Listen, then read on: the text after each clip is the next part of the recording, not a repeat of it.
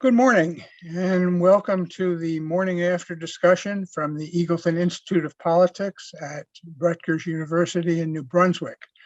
I'm John Weingart and I'm happy to be here this morning with this distinguished panel that will help us understand as best we can at this hour what happened yesterday and what its implications are. This is a program we started at Eagleton more than 20 years ago with the thought that the morning after the election, people who follow politics would be standing around a coffee pot trading stories about what they think happened in the election. It's grown and as technology has made things like this program possible. So we thank you for joining us. We have, as I say, five great panelists with us. Colleen O'Day is the editor-at-large of NJ Spotlight. David Cruz is a senior correspondent on NJ Spotlight. Mike DuHaime is a political consultant representing often Republican candidates and campaigns. Julie Roginsky is a political consultant often representing Democratic candidates and campaigns. And Patricia Campos is Medina is a political strategist and president of Latino Civic Action. So thank you all for being here, and let me start with the two reporters. And Colleen, if you want to give some impressions of what went on yesterday. And I recognize I should say at the outset that 4 out of 5 of you were on NJ Spotlight TV last night until very late. So I appreciate your either staying up all night or getting up to be here. Thanks, John. Yeah, we and then I was up after I got home trying to make some more sense out of this. So my first thought is, wow, no, couldn't have predicted this in a million years. Let's go to polls. I have every year, it seems now, or almost every year, tried to say, that's it, I'm done with the polls. And I keep going back to them, and it's another year where I have to say, what happened? Patrick Murray was on last night from Monmouth, just one of the 4 polls that had showed this race between 8 and 9% roughly for Murphy, and the polls got it wrong again. So I'm not sure how we conduct polling in the future, but I think there need to be some changes in terms of trying to figure this out. Or maybe we just all need to change our thoughts about how we cover these things, because certainly the polls got it wrong. South Jersey is another thought that I had. When you look at the Murphy results from 4 years ago versus this year, and we have to say that we really don't know how the final numbers are going to play out at this point, trying to still go through that. But it looks like South Jersey certainly is an awful lot redder, especially when you look at the legislative races as well, where the last I checked, the Senate President Steve Sweeney is, holding on by a thread when he faced opposition from a guy who's run a few times before and spent, I think, less than $1,000. The whole ticket there spent I think it's about $11,000 in the 3rd district. So this was not seen. The Democrats down in South Jersey spent millions, 7 million and counting in the 8th district, where it looks like Senator Don Adiego, who was a Republican turned Democrat, maybe is really regretting that decision, because she looks like she's losing. The assembly members are also losing in that rate. The Democratic assembly candidates are also losing. Looks like the Republicans will keep that. In the 2nd district, it may ultimately wind up being too close to call at this point, but the Democrats are trailing, and there was about 7 million, again, and counting, spent in those in that district, 2-1 or 4-1 by Democrats. So I'm not sure what happened there, but certainly they didn't get the vote out in the numbers that they needed to. It seems to me, we talked a lot in 2018 about this blue wave, and we in response to the Trump presidency, we wound up with 11 for less than a year, Democrats in Congress. I mean, I wonder if part of this, it certainly seems that part of this is a red wave in response to Joe Biden winning and the Democrats being in control completely in Washington, and the Republicans having a reason to come out to vote, and they certainly seem to to do that. I think Governor Murphy, as Julie said last night, Governor Murphy just didn't have a message when he was campaigning. We had, I mean, if you look on his campaign site, it would be hard to find something new that he pledged to do in the next 4 years. And certainly where he failed was to get across the message of property taxes, where yes, they go up every year, but property tax increases under the Murphy administration have been relatively small compared to previous years. Now, a lot of that is due to the 2% cap that former Governor Christie put in, but still, property taxes, while they may have gone up, have not gone up at the rate that they were, in past decades. And then finally, the last thing that certainly makes it hard for us to do our job as reporters is the way that New Jersey reports these results and conducts these elections. These are really all conducted at the county level. We're a big state that where everybody wants to, do their own job, home rule. And so we still can't tell without going to the individual websites, which I haven't had a chance to do yet, what counties have yet reported their vote by mail or have counted and reported their vote by mail results and their early voting results. We were told by the state that counties could start counting their vote by mails yesterday morning. And as soon as 8 p.m. hit, the first thing they could have done was take the cartridges out of, or the zip drives out of those early voting machines and count those. There's no way to tell at this point statewide whether that's happened. So it makes it really hard for us to know, based just looking on AP results, what's been counted and what hasn't, which is one of the reasons why we still don't know who's won in the governor's race and in many of the legislative races. And I'm really tired, so I hope I made any sense this morning. Thank you. Thanks very much, Colleen. David, you should. Yeah, let me first say that the work that Colleen does at NJ Spotlight News every day, you cannot undervalue it, because when you put the numbers behind the actions, it really brings a lot of clarity. And for me, I'm kind of the opposite of that, in that when you start to talk numbers with me, it just kind of glazes over. But Colleen really brings it home. And I want to just say that as a colleague, because it's really impressive to watch it and watch her doing it as she's sitting next to you on the set. So that was very impressive.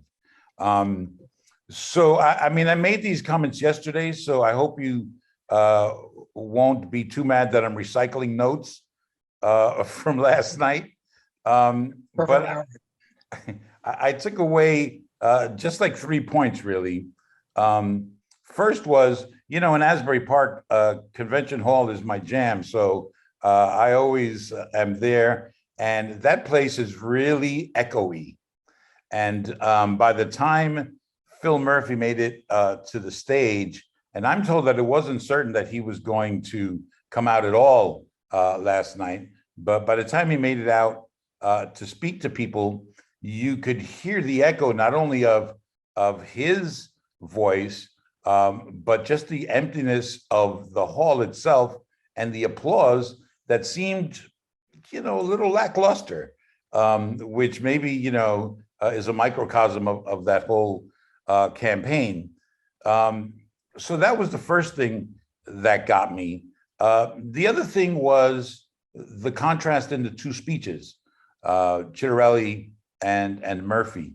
Murphy remained on message, talking about fairer, stronger, forward, and talking about a lot about his agenda and the broader implications, context of this agenda of his that he's been pushing for 4 years. By contrast, Jack Ciattarelli was all about Jersey. He talked a lot about Jersey, and in his speech, it reflected the culture and the vibe of New Jersey, or at least, a certain part of New Jersey. But I think all New Jerseyans could relate to his Jerseyness yesterday, particularly in his victory / concession speech. So I thought that was very significant. And then lastly, we heard it from a few Republicans yesterday about wanting to make every vote count, every legal vote count, which to me felt like a foreshadowing. It's a short leap from make every legal vote count to stop the steal. And my fear or concern is that we're going to see 2 weeks of this, haggling over votes and what is it, dangling chads, and that is that never serves the state well. This is a state that is already at war with its own purpleness, and I think that if that is what happens over the next 2 weeks, that's not going to be good for Jersey. And so, I mean, that's kind of what I took away yesterday. We did a poll on a very scientific poll, might I add, on my Twitter feed. And Ciattarelli, we did 3 of them, as a matter of fact, and Ciattarelli won 2 out of the 3. So, maybe we were, a predictor better than Monmouth University poll. So, I mean, those are my initial thoughts in a bleary morning after. Thanks, David. Mike DuHaime, what's? Thanks, John, for having me on. Appreciate it. I'm looking forward to actually hearing from everyone, but especially Julie. I'm looking forward to going back and forth with Julie on this. I'll give a few comments, and then I think it's better to have a discussion. But I would just say the lessons from this are voters look forwards, not backwards. They are no longer, Donald Trump, when this campaign started in February, was a dominant factor. He wasn't by the end, as much as the Democrats tried to make him a dominant factor, both in Virginia and New Jersey. They're looking forward, and part of the pandemic actually slowing down. People are looking beyond just COVID right now from an issues perspective, and that certainly helped Jack, I believe, get onto other issues. I also believe that I think Governor Murphy and his team may have misread the 2017 election results and thinking that it was some sort of mandate for far left governance in New Jersey. It wasn't. It was a reaction to Donald Trump, and the pendulum swings in New Jersey after 8 years often, and that's what it was. It was New Jersey Democrats and independents are not San Francisco or Seattle or California Democrats. It is much more of a centrist Democrat in New Jersey, and they are tax sensitive and react in such a way. But I would also say the national mood matters. It mattered in 2017 and it mattered last night. Democrats in Washington right now look like they can't get their act together. They're arguing over how many trillions to spend. no matter who's winning that argument, Democrats are losing because they've already spent trillions on COVID relief. Progressives are taking, what was thought to be a moderate president, out for a walk and not letting him get it, pushing him further and further to the left. And the national mood matters. That being said, a Democrat in New Jersey should still be able to overcome the national mood, being a kind of a pro-Republican state. There's a million more Democrats and Republicans here. If you look back at the last few re-election campaigns here, this mirrors Christie Whitman, 1997, where they didn't take McGreevey probably as seriously as they should have in the beginning of the race, and certainly figured it out by the end. And listen, I also say at the outset, like, Murphy very much could still pull this out. Looking at some of the results that are out, some of the uncounted votes and where they're from right now, and vote by mail went his way, he certainly could still pull this out, right? It looks like Jack's ahead by 1,000 votes, but there are uncounted votes in Essex and Patterson, a few other places. Vote by mails are still out, which no matter where they are, disproportionately Murphy. So we're talking as if he lost, but let's also say that it's not decided yet at this point. But if you look back at you have in a governor's race, unlike a U.S. Senate race in New Jersey, where it's very difficult to get known as a challenger because money is a factor, the national environment's a factor. In a governor's race, whoever the nominee is going to be known by just about everybody by the end. New Jersey has public financing. Basically, the challenger is going to have $15 million to spend between the primary and the general election. National parties care about it. We don't have the overhang of any other elections going on. The polls early in races are very misleading because if you look at the polls early in this race, Chitterelli was way behind. That's because he wasn't performing well with Republicans because Republicans didn't know who he was yet. You have to look at those polls and say, hey, by the end of the campaign, the Republicans will know who the Republican is and start voting for the Republican. So they're misleading at the beginning. You can never, ever take a challenger for granted in New Jersey. Christie Whitman, that race got too close in 1997. That's what this race looks like right now. 2013, Governor Christie took Barbara Buono seriously at the outset, ran very, very aggressive campaign against her and blew that race wide open. It's a different mentality. I think Murphy had that opportunity here and he didn't. Chitterelli, I think, did a very good job after coming through a primary from several kind of Trumpy to the right candidates. While it took him a little while to get his footing after the primary, and there were some culture war type issues. He was able to ultimately get onto state issues, property taxes.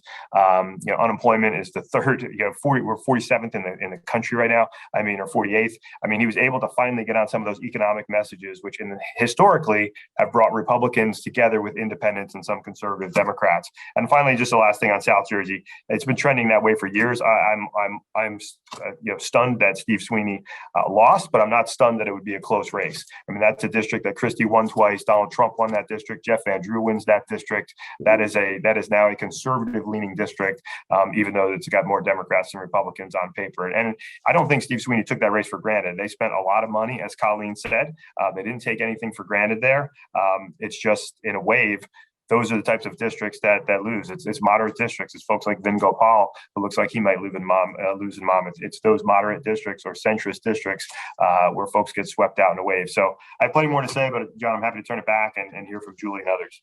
Okay, Mike, you said Sweeney had lost. Is that where you think it is? That's the way I'm looking at the numbers. I think from what I'm hearing, everything is basically counted there.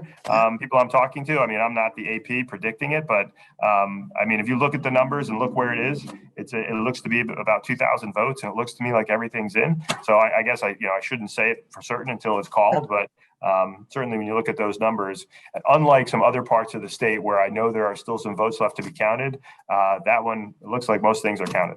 Okay, thanks. Julie Roginsky? Well, thanks for having me. And no surprise, Mike and I have been doing this for so long that I endorse a lot of what he said. And I'll just add a few things to it. First and foremost, there was no message on the Murphy campaign. I don't know what a stronger and fairer New Jersey means if you don't actually put behind that what it means. And the reality is that the Democrats consistently, and I've been vulnerable to this as well, we consistently forget that what people care about in state elections are bread and butter fiscal issues. Every single time we deviate from that as a grand message, and we don't do well. And we saw that I remember in 2019, when we were trying to take out John Bramnick in a swing suburban district. We ran on gun safety and we ran on women's healthcare, both issues that pulled off the charts. And we lost. And the same thing happened in District 39 in Northern Bergen County, and the same thing happened in District 25 in Morris County. So the reason I say this is because we're like Lucy with the football every time we deviate from the strategy. And the strategy is the state is unaffordable for way too many people. And the reason I know this is not because I necessarily have experienced it myself, but because I sit in focus groups. And anybody who looks at polls today should be doing focus groups instead. Polls have been discredited to me since at least the Trump election, because the reality is the right people who you need to poll just don't answer polls anymore. They just don't. Polling has become, to me, kind of an awful predictor of what's to come. The focus groups haven't been. And we have done a tremendous amount of focus groups over the last 4 years, and I assume the Murphy campaign has as well. And I don't know what they've seen, but I suspect they probably saw the same thing that we saw, but they ignored the message. And the message is that what people truly care about are the affordability issues in New Jersey, the fact that they can't afford to send their kids to college, despite the fact that Rutgers should be affordable for them. Certainly, they don't feel like they can afford to stay in their homes because property taxes keep rising. Certainly, they don't feel like they can afford to retire in the state. And that's not a Democratic or Republican message. That is a bipartisan message. And I will tell you where that's particularly acute. And Patricia, I don't want to step on what you're going to say because you're the expert on this, but this is really a phenomenon in the Latino community. This is really a phenomenon in that vote, which Democrats have taken for granted way too long. I mean, for years, we have generations. We have somehow assumed that this vote should be ours. And the reality is it's a vote that's up for grabs. And nobody is in focus groups that I've seen more practical about bread and butter issues and bottom line issues than that cohort. And for some reason, we don't pay attention to that and we take them for granted. Same thing with the African-American vote. We take it for granted. And Governor Murphy, frankly, should fire his entire messaging team. I don't know what they've been doing the last 4 years. I do know what they've been doing. They've unfortunately been going after people like Katie Brennan, as opposed to doing what they should be doing, which is putting out a positive message for this governor. And the positive message that this governor should have been putting out is not this bifurcated, I gave the people who want legalized pot, and I gave the people that wanted, college tuition for the undocumented, college tuition for the undocumented. There was no grand cohesive message to people who are actually looking at one grand cohesive message. Nobody could finish the sentence for me. Phil Murphy deserves to be reelected because. Now they would say because he got us through the COVID pandemic. And that's true. And his numbers on COVID were apparently pretty high. But as Mike said, people are looking there. And whether the science merits it or not, everybody's done with COVID. And the people who are not done with COVID are not the people who support Phil Murphy. They're the people who don't want quote unquote mandates, which by the way, I support the mandates, not their view on this. But that's the difficulty for Phil Murphy. Look, I think he's going to squeak it out because of vote by mail. It is unconscionable to me as a Democrat that we blew a 1 million vote margin that we should have. Obviously, this is a race that should have been won by double digits. We keep talking about how no Democrats have been elected since Brendan Byrne, reelected since Brendan Byrne, but no Democrats had this kind of voter advantage in the last, at least in my lifetime. Mike is right. Some of us have been around long enough to remember the Whitman 97 campaign and draw the lessons from that. I worked on the McGreevy 97 campaign. Mike, I know you probably were involved in the other side of that, but that's the problem. The governor also hasn't surrounded himself in an inner circle that has any kind of historical knowledge of this. Very arrogant, learned all the wrong lessons. And I'll finally say one more thing. I was involved in the Murphy primary in 2017. I know exactly what the message was, and I know why we used that message to win that primary. We were running in a Democratic primary. What I'm shocked about is that Murphy never pivoted from that message to a message that included more than just Democratic primary voters. And by the way, those Democratic primary voters have shifted as well to some extent. You need to motivate them and give them a reason to vote. And for the life of me, I just don't think that they were given much of a reason to come out this year. And finally, I'll just say this about Joe Biden. That certainly didn't help. We saw what happened in Virginia, where obviously that was a very close race. On the other hand, Biden won Virginia by 10 points. He won New Jersey by 16 or 17 points. You can't blame this on Joe Biden. You can't blame this on a national mood. You can blame this on poor messaging that targeted a very specific cohort to the extent that it targeted anybody and forgot about the people in the middle who care about fiscal issues. New Jersey voters care about their financial bottom line. And there was nothing that the governor said to tell them why they should vote for them. I would say it's a difference, and I don't mean to interrupt, but it's a difference between state issues and federal issues. No State elections and federal elections. Republicans haven't been elected to the U.S. Senate in New Jersey since 1972. There's a reason that there have been 3 two-term governors that are Republicans since that time. Federal elections tend to be much more ideological. State elections tend to be much more localized, much less ideological. And Julie, a quick anecdote about what you said about voters looking forward after COVID. I remember being with Christie on the boardwalk in 2013, campaigning, and somebody asking, why should I vote for you? And the response being essentially about the rebuilding of Sandy. Look, we've got the boardwalk rebuilt, and the voters saying, that's what I got for voting for you last time. What do I get for voting for you this time? And so they expect you to do a good job, right? And you have to be forward looking all the time. question about it. Thank you both. Patricia, Dr. Patricia Campos, Medina. Yes, let me start by saying that I have many thoughts like all of you, and I've been thinking about, what's the top liner. But let me begin by saying that, as of right now, Murphy is ahead, about 5,000 points. We still have some votes to come in from Mercer and Essex, so he might pull it off. And if he pulls it off, the concern that we have is that's it's not a mandate. And many of us who work with grassroots groups and activists on the ground fighting for basic things for working families felt this lack of enthusiasm for the incumbency.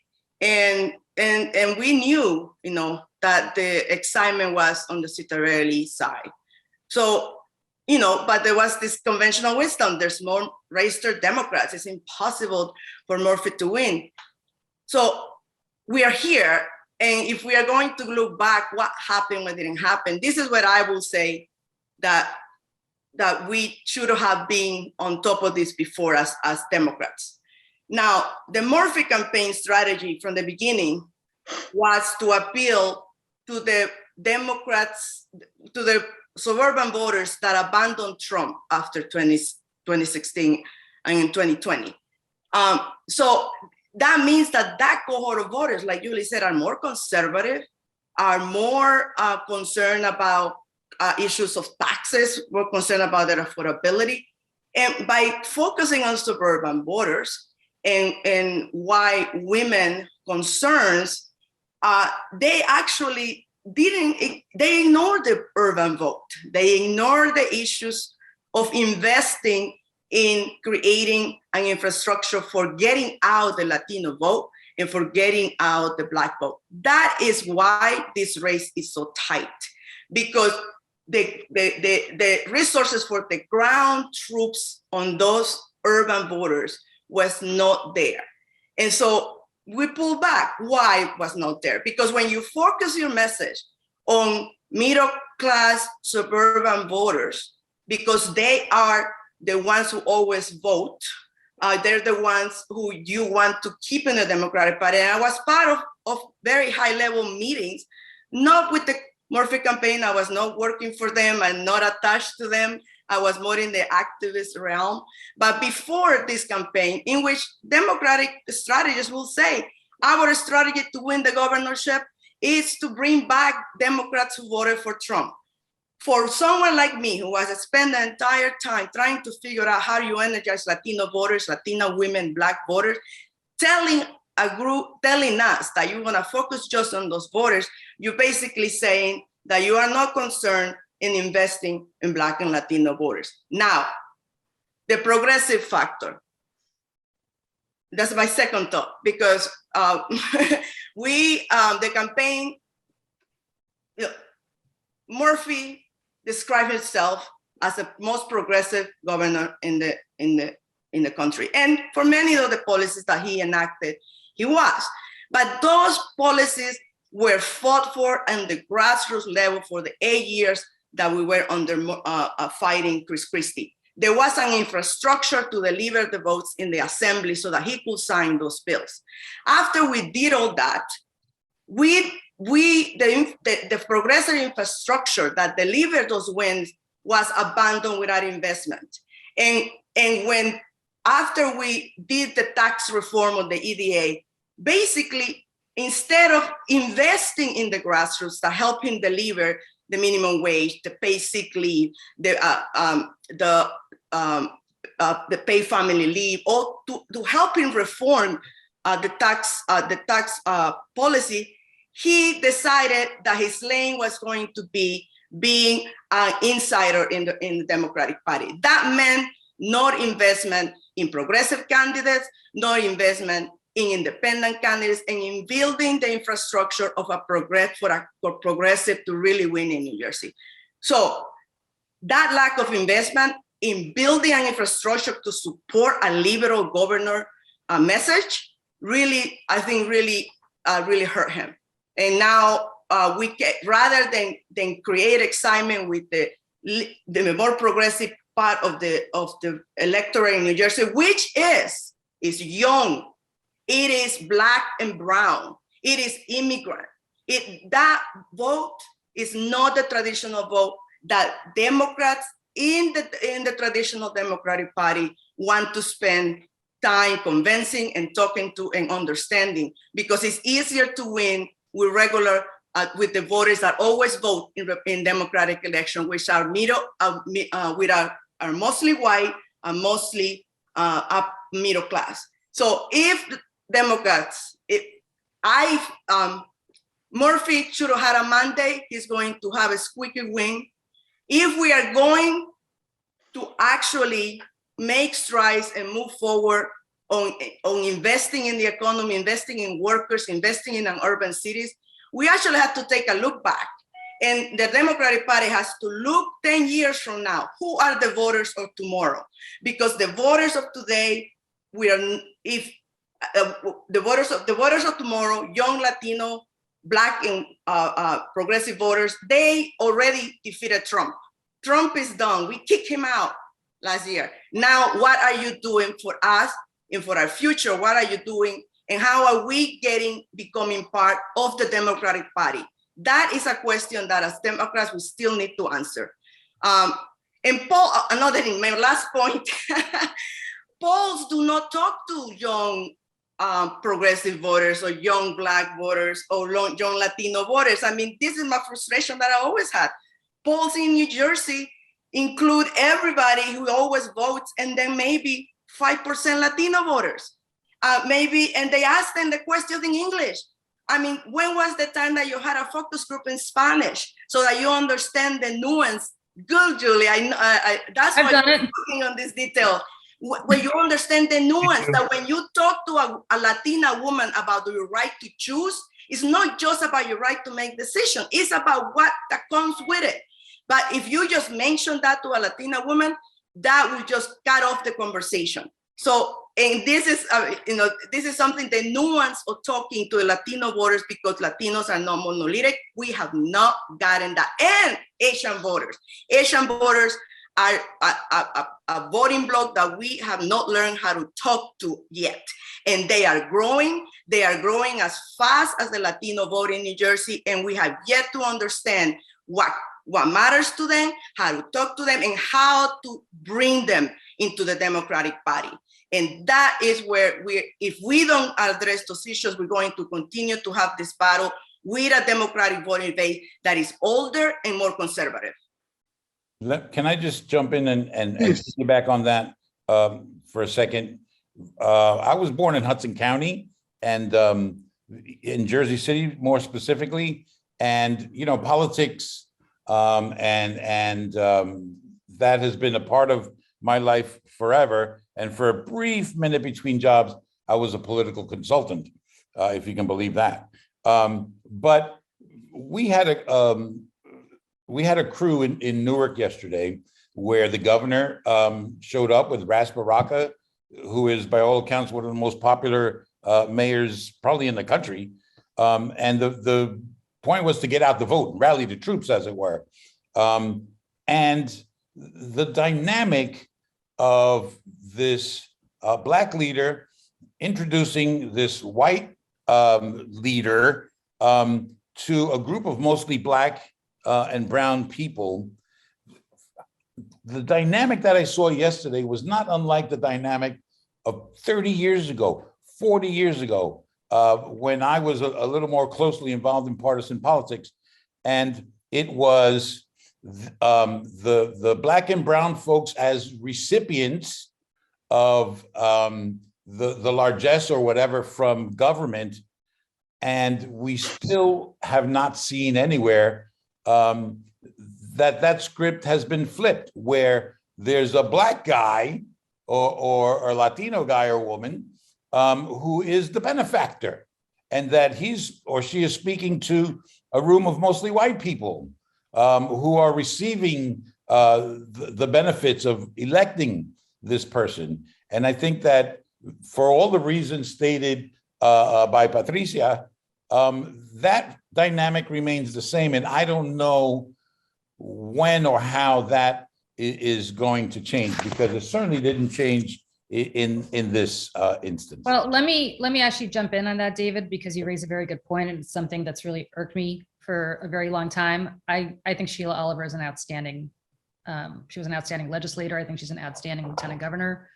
Where was Sheila Oliver for the last 4 years? Why is it that every time we saw a press conference, it was Mrs. Murphy standing next to Governor Murphy and not his African-American female lieutenant governor?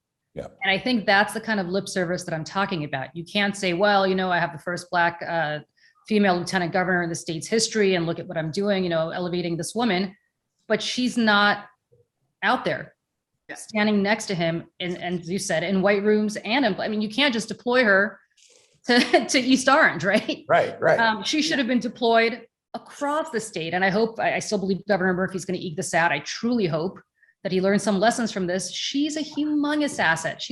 There are not enough superlatives in my mind when talking about Sheila Oliver. And I don't know where she's been hiding, where they've been hiding her, I should say. The same thing with women, right? The governor keeps talking about it. He's got women, the majority female cabinet. Well, we all know who's sitting in the room making decisions. The last woman that sat in the room making decisions in that orbit was me. And that was 4 years ago. It's just all men making decisions now. And so when you have a bunch of white guys making decisions and policies for men, by men, and that's something, and for white people, by white people. I mean, that's the difficulty. The difficulty is you can't have tokenism where you say, well, I have this this is my Latina, or as Donald Trump said, this is my Black, right? You got to actually. My African-American. Yeah, my African-American. I forgot how you framed it. It was some offensive term like that. But I mean, you actually need to have these people in the room that happens making decisions then. That didn't happen. And that wasn't lost on people. You know, there's only so many self-inflicted wounds you can take. When you say, I mean, everybody, I think the governor's not, I know, because I spoke to them, the governor's office felt like, well, Edna May, and who really cares about a bunch of prisoners in Hunterdon County? You know who cared about them? Women. Women did. Because nobody wants a rape camp being run. It doesn't matter if these people are criminals. And it's that kind of mentality where, like, well, who cares about this, or who cares about that, or who cares that Reverend Jefferson in Essex County, who's a very prominent African-American minister, is trashing us. We have other African-American ministers who are with us. Well, no, when you speak to those African-Americans leaders privately, they also say that they're not getting what they want out of this administration. Patricia, you've been very vocal as a leader, as a Latina in the state, that you don't feel like you're getting what you need out of this administration. Because this, sadly, this administration has been taking their base for granted, and that's African-Americans, and that's Latinos, and that's women. And lo and behold, there's $1 million vote margin that's just been blown as a result of this. You cannot write them off. You know, Mike raised the 2013 campaign, and I think it's a great example. Mike, I think you told me, or somebody who worked in that campaign told me, that you were kind of ecstatic when Barbara Bono became the Democratic nominee, but yet you didn't act that way. You treated her like she was, the second coming of Bill Clinton. We probably did $4 million of negative ads on Barbara. Yeah, in May.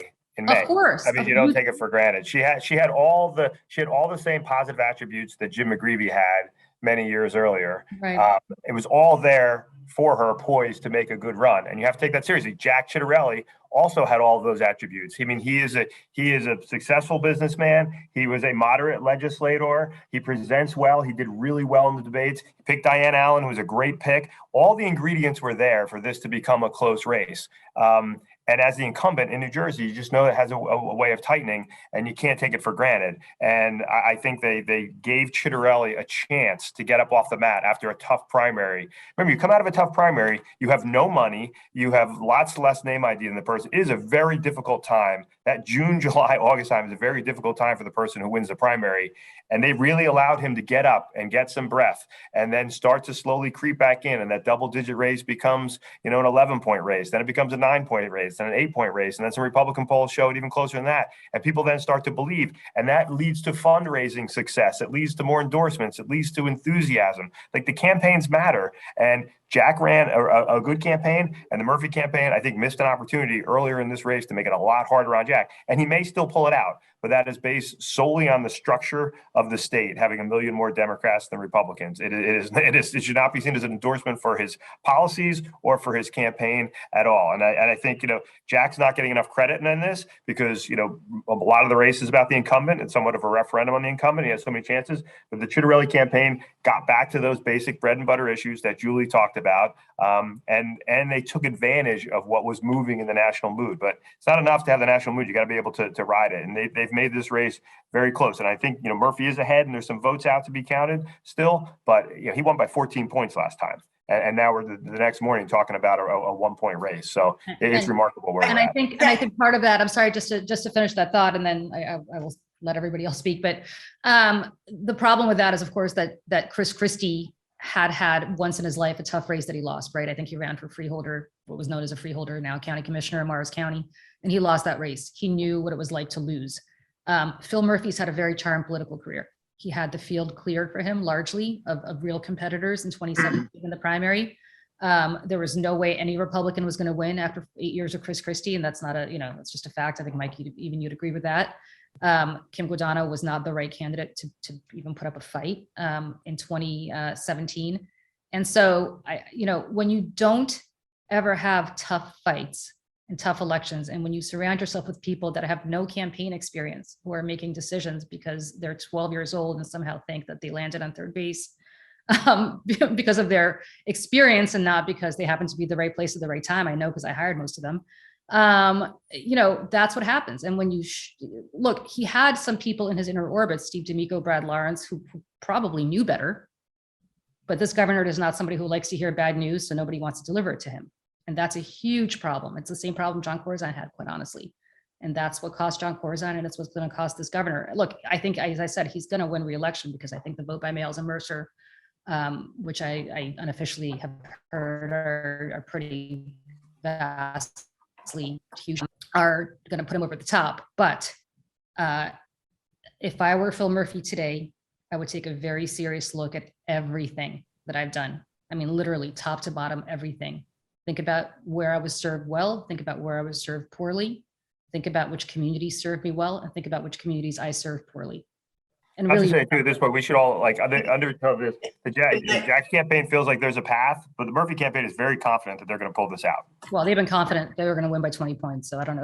Exactly. They were confident that this was a double-digit race, and they never expected to be a single this close. And but some us who have been around and are veterans of so many races, we saw it coming. I went to some events in Jersey City, even in Newark, where you can count people, like you can see open spaces, and because there was not that effort to figure out what was happening on the ground and why people were not coming out. And I'm sorry, there is, when you are in the middle of people's economic anxiety, which is what we have in our cities, where I could not, and I agree with you, Julie, I was like, where is Sheila? Or where is Teresa, Senator Ruiz, is speaking about her agenda for working women? The biggest issue for Latinos in this family is that the majority of people who die of COVID are male, are young men. And there was never an empathetic message to connect with the women who had just lost their breadwinner. And they were trying to figure out if it was worth it to go back to work because they didn't have childcare, where they're going to get paid. That message to connect and acknowledge how the administration was going to solve or address their concerns of creating working opportunities, working families for working class women was never the main message. And you didn't have validators like Senator Ruiz, who is, she won, and she could have been used across the state because she has a very clear agenda of what she wants to do for working class women. Now, Nellie Poe, another great person who can elevate a message that is beyond Passaic County, never taken use in a manner that could have been used. So to me, the lack of excitement for this race is because they were trying to stay away from defining what he's going to do the next 4 years. And when he talked about I acted on liberal priorities that the progressive community wanted, the minimum wage. We fought for that for 8 years. He delivered it great. What is next? So not having a clear agenda that he was going to deliver in the next 4 years did create this lack of enthusiasm and his, and the lack of connection with the real economic concerns that people have on the ground. Those were never addressed directly. And somehow the only message was, I am not Donald Trump. And like I said before, people didn't want to hear that in New Jersey. They wanted to hear what is he going to do 4 years from now. And in that sense, Torelli kept talking about New Jersey. I still don't think he understands what it takes to connect with the Latino vote or the urban vote. He has a tough mountain to climb.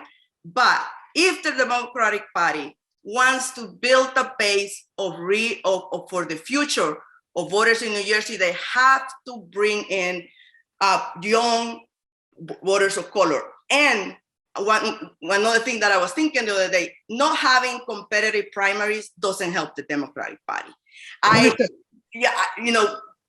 Murphy didn't have a competitive primary. He wasn't ready to see what the feeling was out there. And overall, the Democratic Party relying their incumbency on the ballot line and on the same voters and not allowing independent progressive candidates to be competitive, it is hurting the base because there's not excitement once we get to the general election. So there's a lot of real deep dives that we need to make in how the Democratic Party is treating their base, because a million difference in voter registrations should not have us where we are right now. Murphy will win, but now if he really wants to be a governor with a legacy for the Democrats, he needs to figure out how is it that he's going to engage voters that are not, are not the ones they're comfortable dealing with.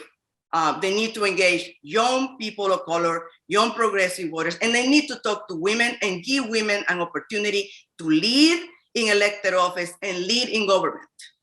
I want to put a couple more things. I want to put a couple more things just on the table for what they're worth. One is that Jack Ciattarelli was on this panel 4 years ago. He had been running the primary and lost, and he was on this panel, and he essentially announced he was running for governor in 4 years. So, I mean, lots of potential candidates think about that ahead of time, but he was. And so to some extent, he was starting his campaign and keeping it going and building it for that length of time. Second thing I want to mention is there were 3 other candidates for governor on the ballot statewide yesterday, from the Socialist Workers Party, Libertarian, and Green Party. Last I checked, just before we started this program, together they had 17,000 votes, which, not that all those people would have voted the same way necessarily if their candidates weren't on the ballot, but that could have been a significant factor. And third thing I want to mention is just the history in New Jersey is interesting, that there were close races when Jim Florio did not get a second term and when John Corzine did not get a second term. Both of them and their supporters went to their campaign rally on election night thinking they were going to win. In those 2 cases, the candidate had been behind, and both Florio and Corzine, it looked like they were ahead in the polls at that point, as it did for Murphy. And I don't know what, combined with the fact that the polls have been so wrong in recent years, always in underestimating the Republican vote or overestimating the Democratic vote. But in 2020 2016 for Trump to win, in 2020 for Republicans to do much better than polls showed they would do, and this year too. And I wonder if there's any somewhat strategy or just a— John, I would say it's not that it underestimates the Republican vote. What it often does is it underestimates the challenger's vote. And in New Jersey, the challenger is almost always the Republican. Okay. But in New Jersey, it's so hard to get name ID that the challenger is only being known by the public in October. And so the challenger closes. Now that's normally the Republican, but it's a misreading of early polls. It's one thing to look at the horse race and to say, hey, it looks like the Democrat's ahead. Well, if it's a Democrat incumbent who's under 50% and nobody knows who the Republican is yet, and all the unaffiliateds are unhappy with the state of the race, the state of the state, the direction of the state, there are certain questions you can look at in a poll to figure out where it's going, not where it is. And I think what happens is we overestimate the incumbent often. And it's just, and in this state, it happens to be more Democrat. It's very difficult to get known. And that's what happened this time. Usually the campaigns themselves don't do that. Or they shouldn't. But as we talked historically, the Whitman campaign did a little bit, but they caught it. They certainly caught it late. And in this case, it looks like the Murphy campaign did as well. Yeah, you know, I just want to say that it's very frustrating for us, certainly, because we cover these races from, I mean, all summer, but certainly from September on. And it's frustrating that the public doesn't start paying attention until October or late October, as Mike is saying. It seems like it's very hard to get people engaged in the process now. I don't know how we do a better job of that as the press or as a society, or I'm curious to see if you guys have any thoughts. Oh, I have many thoughts on the press on this. And Colleen, I'm gonna actually exclude Spotlight because I think you guys have done a yeoman's job of covering real issues. But a lot of the press, of the State House press, has basically become stenographers for the governor. And I've spoken to them about this consistently, and not just this governor, but the previous governor as well. Until something happens, right? Until Bridgegate happens and all of a sudden they wake up and smell blood in the water. In this case, until Murphy comes close to losing, and then maybe they'll wake up and smell blood in the water. But, you know, what we saw during COVID was basically a transcription service of his press conferences. What we saw before COVID was basically, you know, a transcription service. I mean, they privately grumbled, but publicly wrote stuff like God bless the pot legalization. But I mean, was that really the number one issue in the state for the last 4 years? Because that's all I happen to read in some political quarters about how pot was getting legalized, or maybe not legalized, or wasn't getting legalized fast enough, or maybe enough. You know, I mean, listen, I'm a huge supporter of. I'm a huge supporter. Legalize it, but we didn't decriminalize it for our urban voters. So. I mean, I'm a big supporter of legalizing, I mean, pot, but is this really the most pressing issue that we've had in the last 4 years? And yet it's that kind of stuff, right? It's that kind of stuff that gets written. And then no wonder that the public is like, what are you guys talking about? There are real issues out there, and yet nobody's writing about them. Is there a sense from the Ciattarelli campaign of what he will do if he's elected, and what his platform is going to be? He's talked back to basics in terms of getting the state to be more business friendly, more job friendly. I mean, everything that Murphy talks about that he champions, quite frankly, raising taxes on millionaires, all this stuff.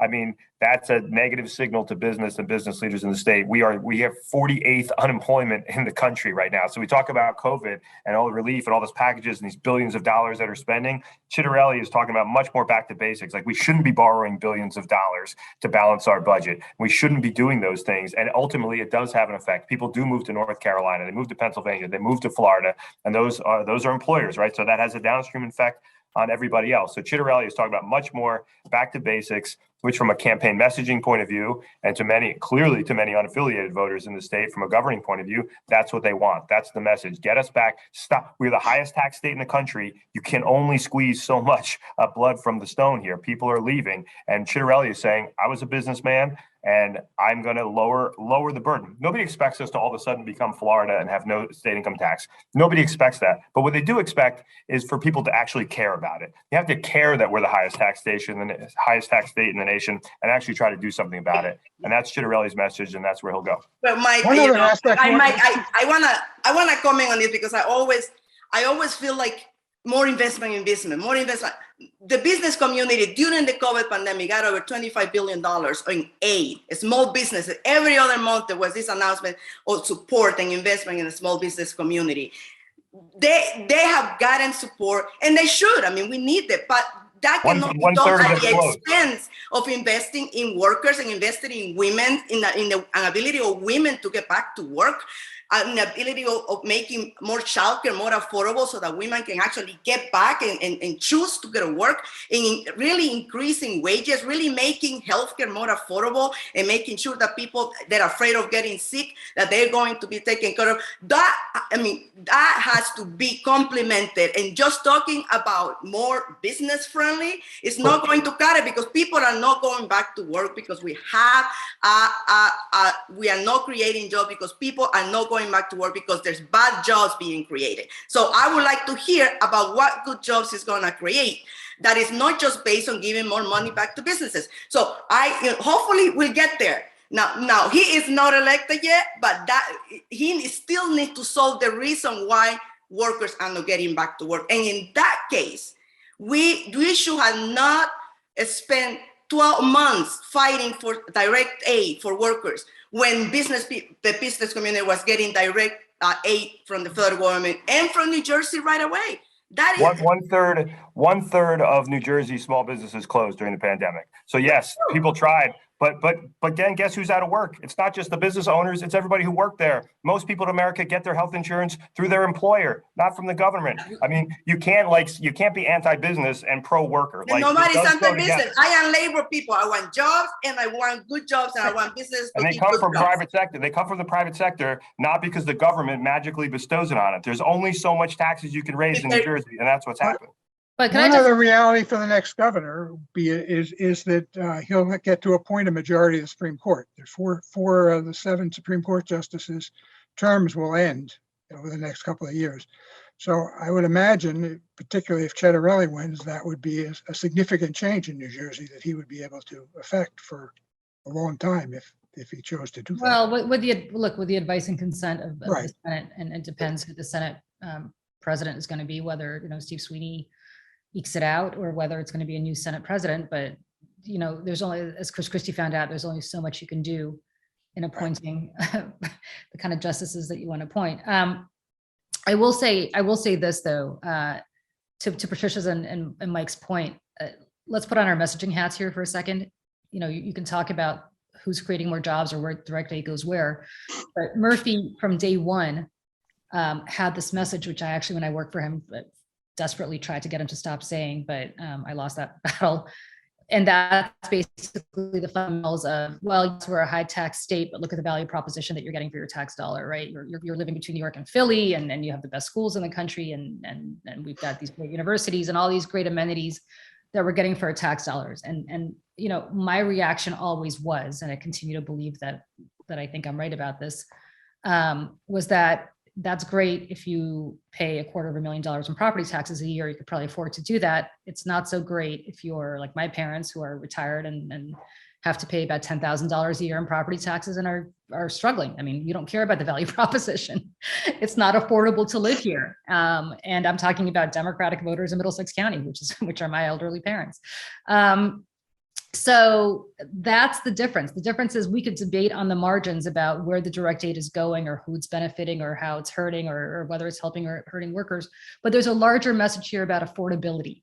And that's something that was never tapped into. And that is that this state is unaffordable, and that this state, whether you are giving them direct aid to create jobs or whether you're giving them direct aid for unemployment benefits that they're not getting, whatever it is, there's a visceral affordability crisis going on here that I believe 95% of workers or people in the state feel, no matter how much money they make, unless they're really on the Murphy spectrum.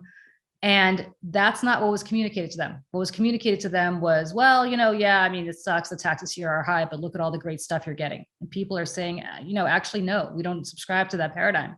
We don't think we're getting great stuff in exchange for how much we're paying. Because again, if you sit in focus groups, what you learn is people are now saying, we can't afford to we are middle-class voters. We cannot afford to send our kids to college. What is that saying? That is the first, by the way, when I heard that about 6-7 years ago, that was the first time in my life that I'd heard that middle-class voters no longer feel like college is in reach for their children.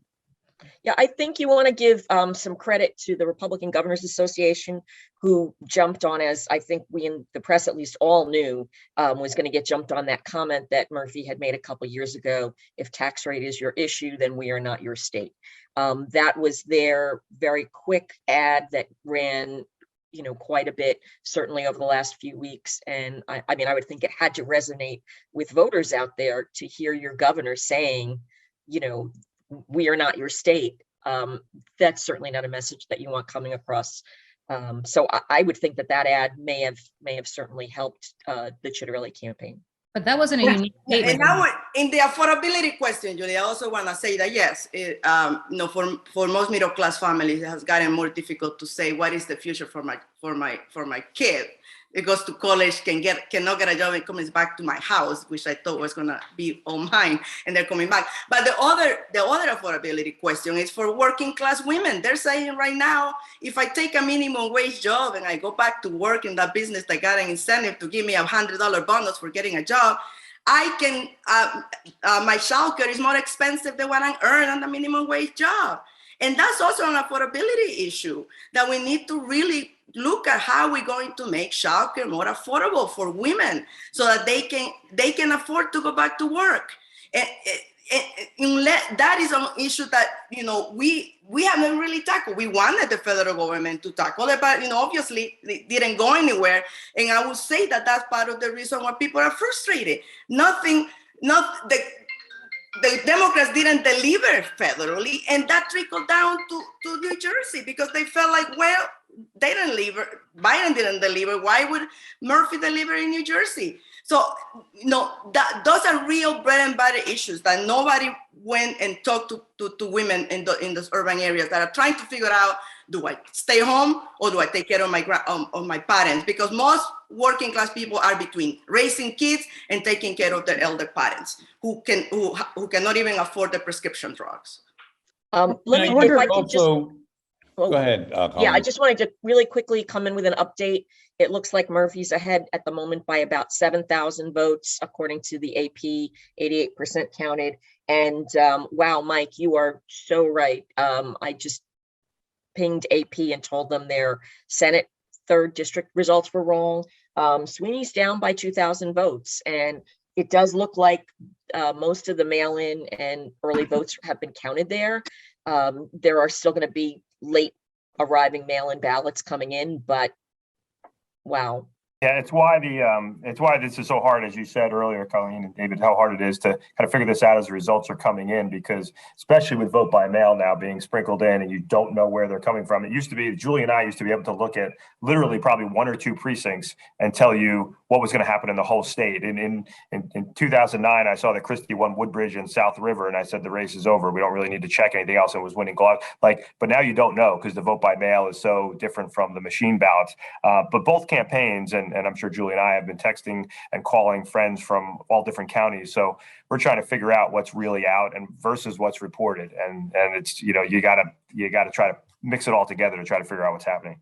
With all that uncertainty that's still there, I don't know if it's fair to ask this question, but what can you think people should be watching for in the legislature, in the next legislature? If Sweeney loses, whether or not he loses, or I guess Bramnick is going from the Assembly to the Senate, and Andrew Zwicker is going from the Assembly to the Senate. Andrew Zwicker's not going to the Senate. Andrew's not going to the Senate. Michael Pappas is going to the Senate. Former congressman is going to the Senate. So that's what's going to happen there. So I'd be curious, Julie. It looks like Democrats will maintain control in both houses, albeit by different margins.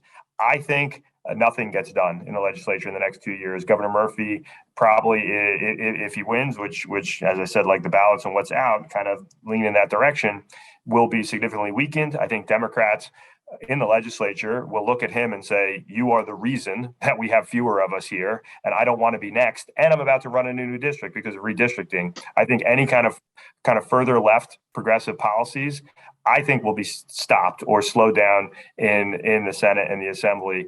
And not to say they're not Democrats and they're not going to pursue some policies, but anything that they view as far left, they are going to view this rightly as the voters pushing back on some of those policies that Murphy pushed. So Democrats maintain control for the first time since 2015, or maybe even 2014, maybe even 2013. This is a panel where Republicans have some optimism and Democrats are like soul searching and beating each other up. So, so for Republicans, we're going into redistricting, and with some wind at our back for the first time in a long time. So I think Democrats in the legislature, who will still be in charge, and you'll still be in charge of everything, are going to be very, very sensitive about any kind of policies, especially economic policies that they pursue the next 2 years.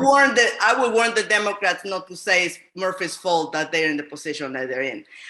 Murphy chose to go along with the strategy of the legislature in not organizing a grassroots swell for his policies, because he wanted to protect the legislature and he wanted to protect the Senate. So when he did that when he agreed to go along with the county party and stay away from some of the most progressive things that he could have, and to support progressives running locally. He went along with the party line. He chose not to support independent voters. He chose not to push forward some other stuff because he didn't want to endanger the legislature. So I will say it is the party machines, the party bosses who told the people around Murphy that was the winning strategy to keep the majority in the legislature and for him to win. I will say that strategy proved that it wasn't a winning strategy for a lot of the Democrats. So I will ask them to do some soul searching and to figure out who are the new voters they're going to go engage, how they're going to open up opportunities for progressives locally, for people of color locally, to elevate more women, to actually have a platform for women economic progress in the state.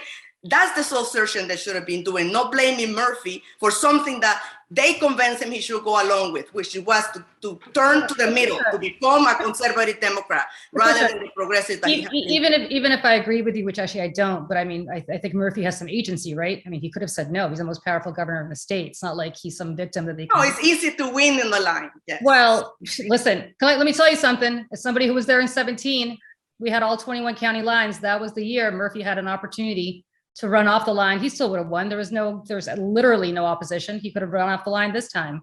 There was no opposition. He chose not to. So, I mean, at which point do progressive women say, hey, maybe we've been had by this guy, and maybe we should stop maligning other people and start thinking about why there's no accountability here. You know, I'd love to ask some progressive women why some of them threw Katie Brennan and other women under the bus.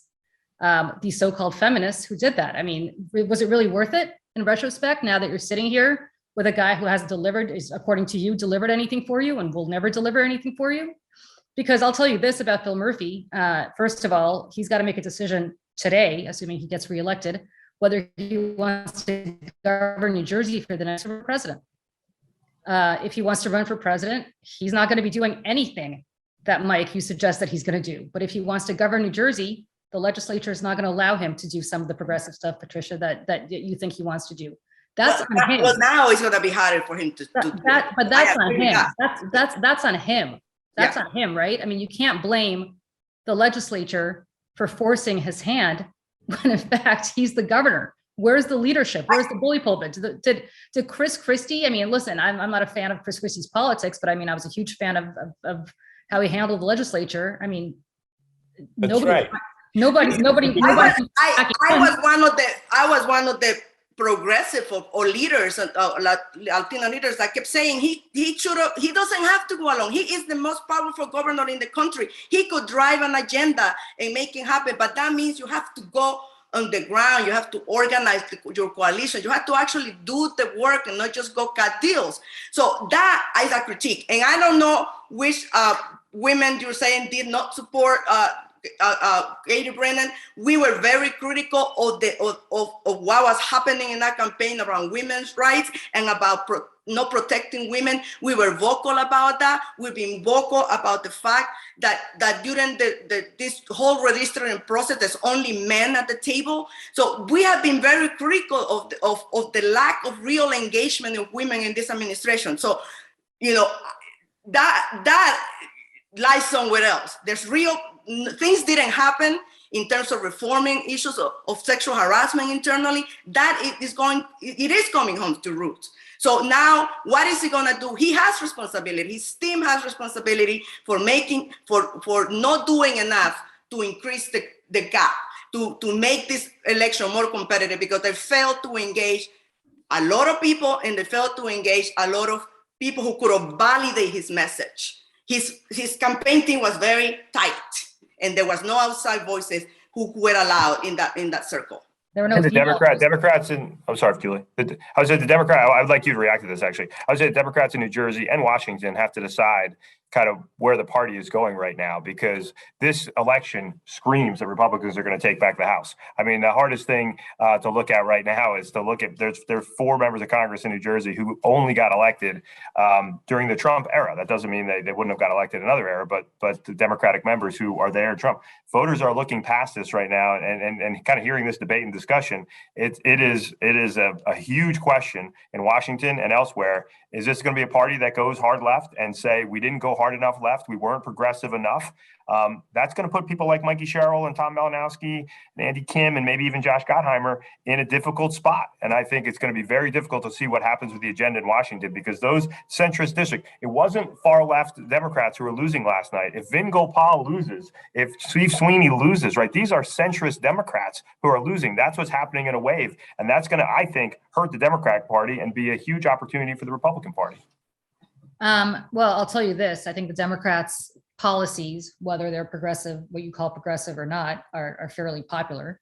I mean, whether it's paid, whether it's paid family leave, whether it's climate change, whether it's affordable prescription drugs. I mean, those are all things that are broadly popular, and by the way, supported by progressive voters and by non-progressive voters.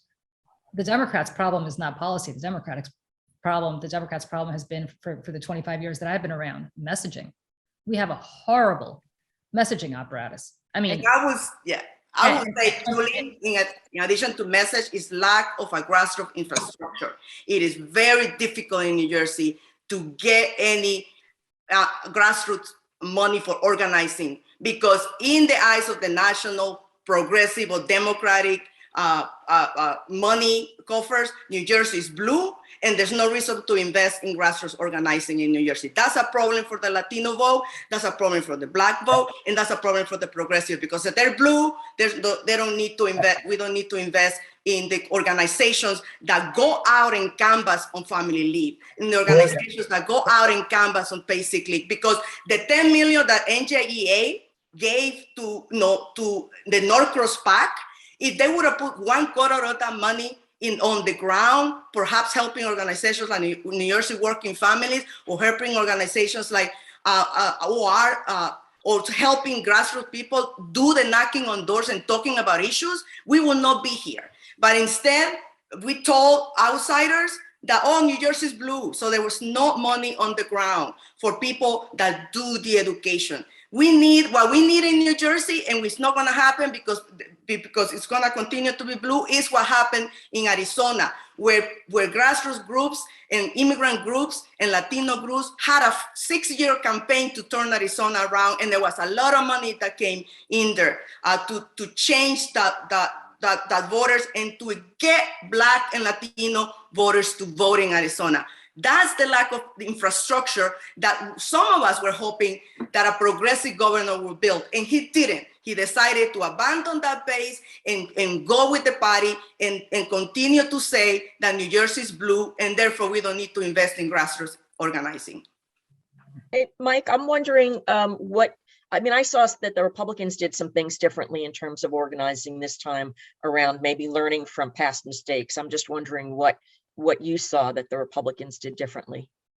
Well, I think targeting always gets more and more sophisticated, and frankly, I don't think there was as much GOTV national money put into this from the Republican Party as, say, in 2009. I think the RGA, as you said, did come in with millions of dollars of ads at the end, but I don't know that the RNC had the money or infrastructure to invest. Although I would say the grassroots was done very well. The RNC's regional political director, a guy named Phil Valenziano, is a New Jersey guy. They put a lot of money, a lot of time and a lot of bodies on the ground. They made 2.5 million or some record number of voter contacts. For Republicans, it's very we don't have the same benefits of geography that Democrats do in terms of turning out lots of people in small areas. So it's a lot of phone calls, there's a lot of suburban door knocking, a lot of direct mail that goes and targets lower propensity voters. And even though New Jersey is overwhelmingly Democrat, especially in a presidential year, there are a lot of Republicans who vote in presidential years who don't vote in gubernatorial elections. And every cycle, Republicans try to go to those folks and turn them out and have a little bit more success each time. And I think this time, if you look at the numbers in places like Ocean County, population growth is part of that. But I mean, Chitterelli winning it up by 75,000, 80,000 votes, that's an incredible number. So you can't, enthusiasm is the most important thing. You know, President Obama turned out a lot of Democrats. It wasn't just because he had a really good GOTV operation, it's because he inspired people to come out and vote. So I think there was an enthusiasm gap. Republicans were excited. Democrats, you know, clearly were not this year. But they're technologically, Republicans have done a good job using digital, using mail, using some old-fashioned techniques as well. But they did invest a lot of time on the ground here. That was very below the radar screen in terms of some of the RNC and the New Jersey State Party and what they did from a turnout operation. We're actually really good at it in New Jersey. It's kind of an unknown thing because we don't always win. But GOTV operations in New Jersey, partly because we've learned from people like Julie and Democrats about how to do it well.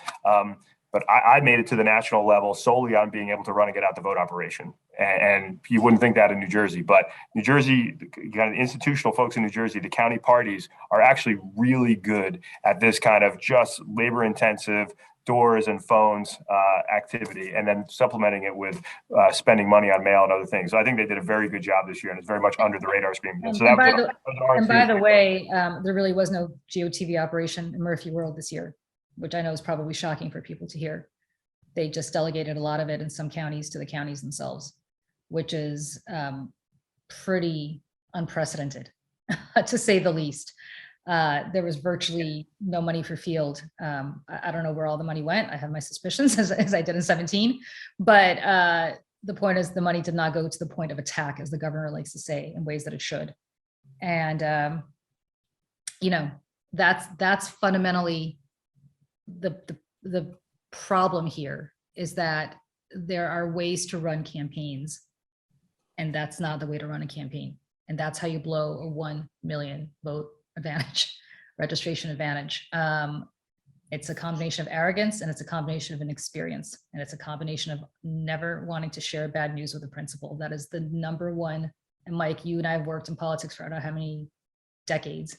That is the number one worst thing you can be, is somebody who doesn't want to give bad news to the principal. As the guy who sometimes had to give bad news to Chris Christie or different opinion. It's, you know, it is a very important thing to have around you, and the people who are really good leaders want that and value it, and sometimes don't like to hear it, but truly want it and value it. And it's not an easy job, I can tell. You know, 2 years ago, but 2 years ago, I could have told you, because we had meetings with African-American leadership in the state, that there was a problem for the governor with African-American voters. He didn't know that because nobody would tell him that, because the people around him who were delegated to deal with those leaders never told him that, because everybody knows you can't tell this governor bad news or else he'll shoot the messenger. That's tragic. And I truly hope that in the next 4 years, if he's still around, he takes a look at that paradigm, because you cannot govern that way. But I have to tell all of you, I'm sorry to say, that we've run out of time. With all the uncertainty, I was wondering what this conversation would be like, and it's been terrific. I want to thank you all. Hope some of you get some sleep, and we'll see what happens and gather here whenever we can. But thank you all for all your thoughts and making yourself available for this conversation. Let me just mention to people who have tuned in, if that's the right verb, there are a number of other events coming up that the Eagleton Institute is sponsoring that you may be interested in. You can see all of them online.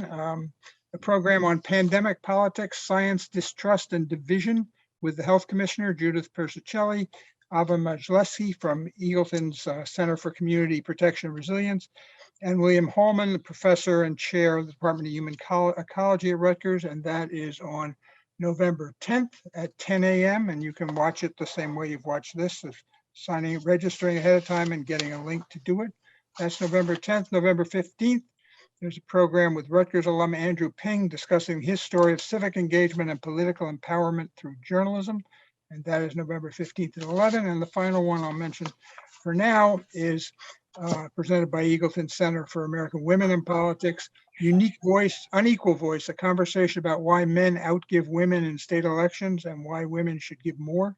And that's November 16th at 2 in the afternoon. So I hope some of you can tune into some of those as well. But again, thank you all. Have a good, eventful day.